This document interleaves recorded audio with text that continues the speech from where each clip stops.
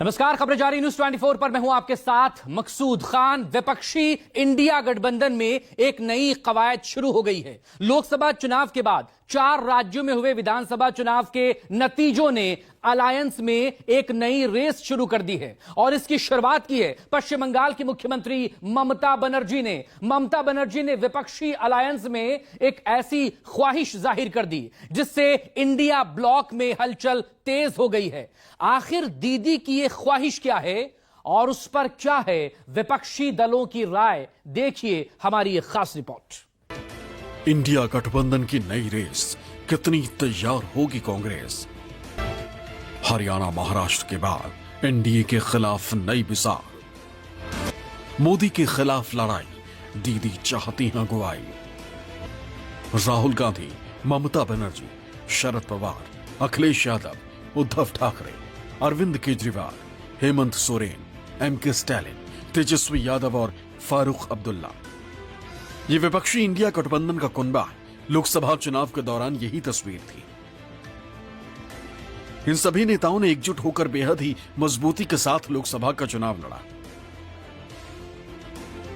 अपने अपने राज्यों के क्षेत्रीय छत्रपों ने बीजेपी का डटकर मुकाबला किया। उत्तर प्रदेश में समाजवादी पार्टी के साथ मिलकर कांग्रेस ने बीजेपी को सबसे तगड़ा नुकसान पहुंचाया। महाराष्ट्र में कांग्रेस ने शरद पवार और उद्धव ठाकरे के साथ मिलकर लोकसभा चुनाव में बीजेपी की हर रणनीति फेल की। बिहार में आरजेडी और लेफ्ट दलों को साथ लेकर कांग्रेस ने एनडीए की सीटों में तगड़ा सेंध लगाया और जब नतीजा आया तो सब हैरान रह गए। बीजेपी हाईकमान के पैरों तले से मानो जमीन ही खिसक गई, क्योंकि रिजल्ट उनकी उम्मीदों से पूरी तरह उलट आया था। बीजेपी 303 से 240 पर आकर सिमट गई। कांग्रेस का ग्राफ 52 से बढ़कर 99 पर पहुंच गया, जिसका असर यह हुआ कि विपक्षी इंडिया गठबंधन की सीटों का आंकड़ा 234 पर जा पहुंचा, जबकि सत्ताधारी एनडीए 353 से लुढ़क कर 293 पर आकर अटक गई, जो कि बहुमत से महज 21 सीटें ज्यादा है। ये इंडिया गठबंधन की मजबूती का ही असर था, जिसने 543 सीटों में से 400 पार का नारा देने वाली बीजेपी को अपने बलबूते पर बहुमत से काफी दूर कर दिया। तो वहीं दूसरी तरफ विपक्षी दलों की एकजुटता ने न सिर्फ सीटों की संख्या बढ़ाई, बल्कि संसद के भीतर भी विपक्षी ताकत को कई गुना बढ़ा दिया और इसकी गूंज भी संसद के भीतर सुनाई दी। राम भगवान की जन्मभूमि ने बीजेपी को मैसेज दिया और ये आपके सामने मैसेज बैठे हुए हैं। इन्होंने कहा कि 3 बार नरेंद्र मोदी ने टेस्ट किया, 2 बार क्या मैं अयोध्या से लड़ जाऊं, और सर्वेयर्स ने कहा अयोध्या में मत लड़ जाना, अयोध्या में मत लड़ जाना, अयोध्या की जनता हरा देगी। और इसीलिए प्रधानमंत्री वाराणसी गए और वहां बच के निकले। आपको गुजरात में हराएंगे इस बार।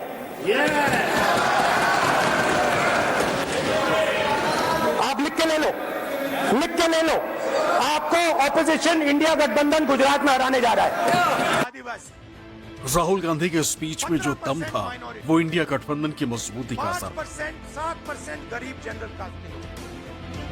राहुल गांधी इस बात को बखूबी जानते थे कि अगर इंडिया गठबंधन के सभी दल एकजुट होकर लड़ेंगे तो आसानी से बीजेपी को हराया जा सकता है। लोकसभा चुनाव के बाद इंडिया गठबंधन की इस मजबूती का पहला टेस्ट हुआ हरियाणा और जम्मू कश्मीर में। हरियाणा में जहां कांग्रेस अकेले दम पर मैदान में उतरी, तो वहीं जम्मू कश्मीर में फारूक अब्दुल्ला की पार्टी नेशनल कॉन्फ्रेंस के साथ चुनाव लड़ी।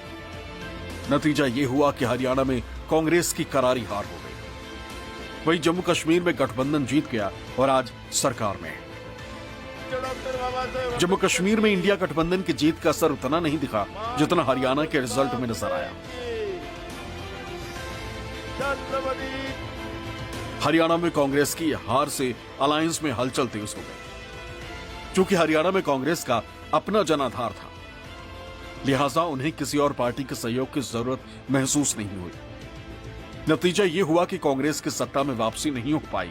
इससे इंडिया गठबंधन में शामिल पार्टियां कांग्रेस पर सवाल उठाने लगी।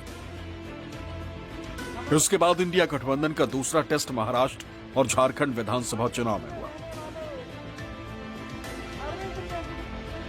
सियासत के लिहाज से देखा जाए तो यूपी के बाद महाराष्ट्र एक ऐसा राज्य है जहां की सत्ता पर काबिज होने के लिए हर दल एड़ी चोटी का जोर लगा देता है। कांग्रेस और इंडिया गठबंधन ने भी कुछ ऐसा ही किया था। हालांकि हरियाणा से सबक लेते हुए कांग्रेस ने झारखंड और महाराष्ट्र दोनों ही जगह इंडिया गठबंधन में शामिल दलों के साथ मिलकर चुनाव मैदान में उतरी।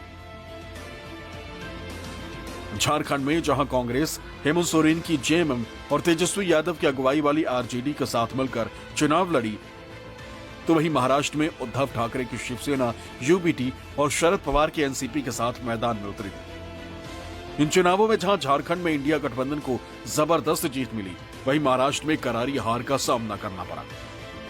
महाराष्ट्र में चूंकि विपक्षी गठबंधन की अगुवाई कांग्रेस पार्टी ने की थी, इंडिया गठबंधन यानी कि महाविकास आघाड़ी में शामिल दलों में सबसे ज्यादा 101 सीटों पर कांग्रेस पार्टी ने उम्मीदवार उतारे थे।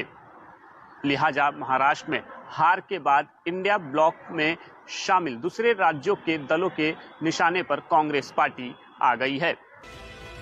अब की बार खुलकर सहयोगी दल के नेता अपनी ख्वाहिश जाहिर कर दी। पश्चिम बंगाल के मुख्यमंत्री ममता बनर्जी ने एक ऐसा बयान दे दिया है कि इंडिया गठबंधन में हड़कंप मच गया। अलायंस में शामिल तमाम दल अचानक से एक्टिव हो गए। दरअसल हालिया चुनावों और उपचुनावों में इंडिया ब्लॉक के खराब प्रदर्शन पर निराशा जाहिर करते हुए टीएमसी सुप्रीमो पश्चिम बंगाल के सीएम ममता बनर्जी ने गठबंधन की नेतृत्व क्षमता पर सवाल उठाया और खुद को इसके लिए योग्य बताया। एक न्यूज चैनल से बातचीत में ममता बनर्जी ने कहा कि मैंने इंडिया गठबंधन बनाया था, अब इसे संभालने की जिम्मेदारी उन लोगों पर है जो इसका नेतृत्व कर रहे हैं।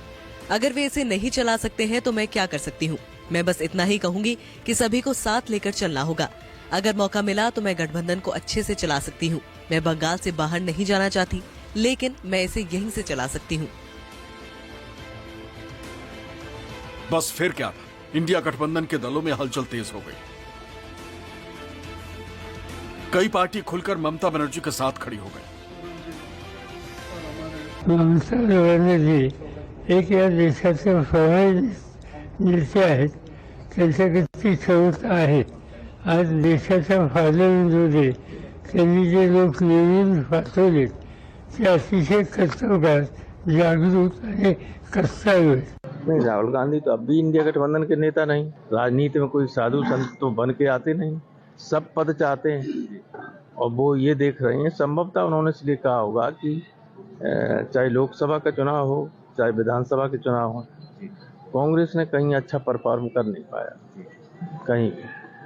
अगर लोकसभा के चुनाव में इनकी सरकार है, हिमाचल प्रदेश में 4 की 4 सीटें हार गई। इनकी सरकार तेलंगाना और कर्नाटक में है, वहाँ भी आधी सीटें हार गए।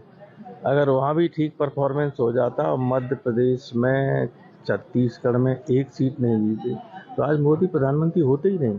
उन्होंने अपनी बात रखी है और क्योंकि वो वेस्ट बंगाल में एक सक्सेसफुल उन्होंने मॉडल रखा है भारतीय जनता पार्टी को वहां से दूर रखने का और अच्छी वेलफेयर स्कीम्स लागू की हैं, तो कहीं ना कहीं उनका इलेक्शन का एक्सपीरियंस हो, उनकी फाइटिंग स्पिरिट हो, वो उस हिसाब से अपना इच्छा जाहिर कर रही हैं। इंडिया अलायंस की जब भी मीटिंग होगी इस पे व्यापक तरीके से चर्चा होकर हमारी सारी सीनियर लीडरशिप मिलकर ये निर्णय लेंगे। एक तरफ जहां कई दल ममता बनर्जी के साथ खड़े नजर आ रहे हैं, तो वहीं कांग्रेस ने दीदी के दावों पर ही सवाल उठा दिया।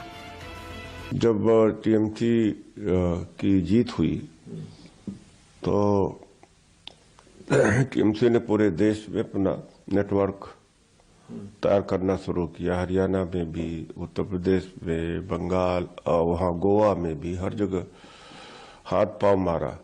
टीएमसी कहां तक सफल हुई इसी से समझ सकते हैं। जो अपनी पार्टी बंगाल के बाहर नहीं ले जा सकी, वो देश तक का स्तर पर क्या लड़ेंगे, क्या नेतृत्व करेंगे। पहले एक और राज्य में जाकर के विस्तार तो कर सके।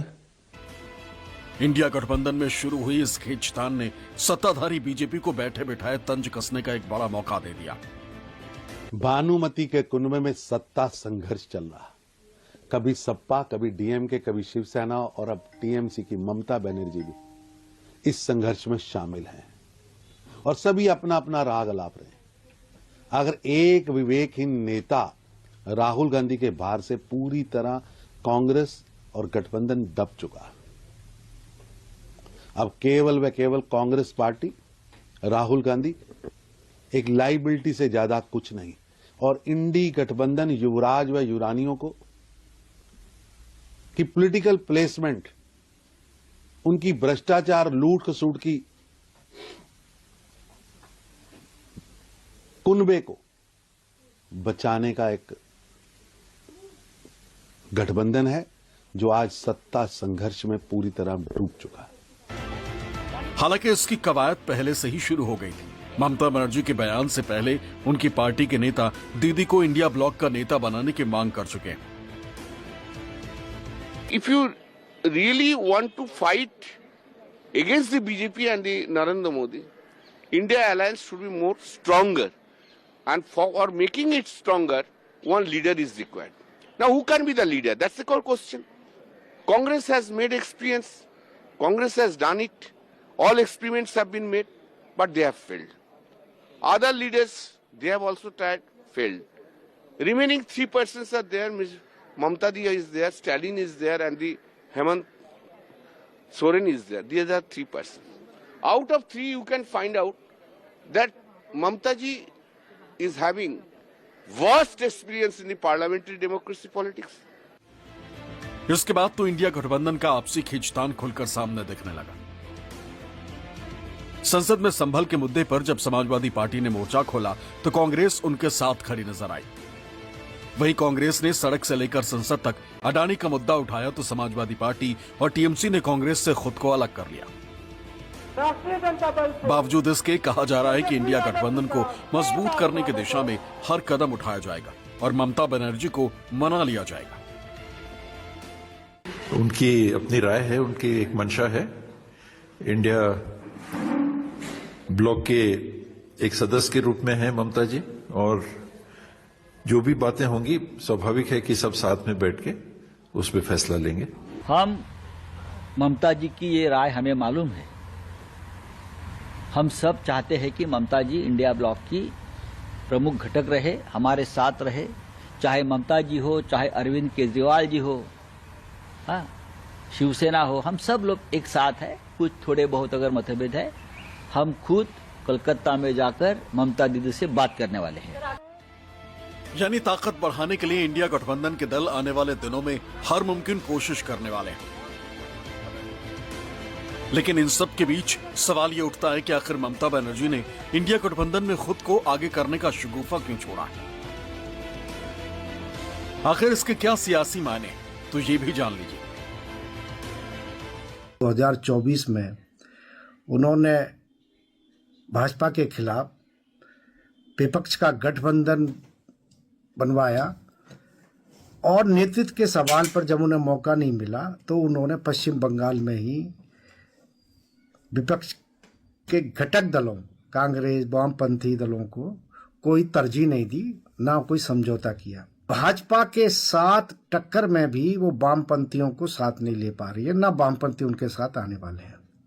इस कारण ममता बनर्जी की राष्ट्रीय स्तर पर नेतृत्व करने की मंशा सिर्फ भाषणों तक सीमित रह जाएगी। ना कांग्रेस उनको कोई तरजीह देगी, ना वामपंथी दल उनको कोई तरजीह देने वाले हैं। इससे साफ जाहिर है कि ममता बनर्जी केवल और केवल पश्चिम बंगाल में ही नेतृत्व करती रहेंगी। उन्हें राष्ट्रीय स्तर पर कोई भी दल स्वीकार करने को तैयार नहीं होगा। अब जरा ये भी जान लीजिए कि इंडिया गठबंधन की नींव कैसे पड़ी। लोकसभा चुनाव की कवायद के बीच पिछले साल यानी 2023 में बिहार के सीएम और जेडीयू के अध्यक्ष नीतीश कुमार ने इसके लिए पहल शुरू की थी। नीतीश के पहल को आरजेडी अध्यक्ष लालू प्रसाद यादव, टीएमसी अध्यक्ष और पश्चिम बंगाल की सीएम ममता बनर्जी और समाजवादी पार्टी के अध्यक्ष अखिलेश यादव का भरपूर समर्थन मिला।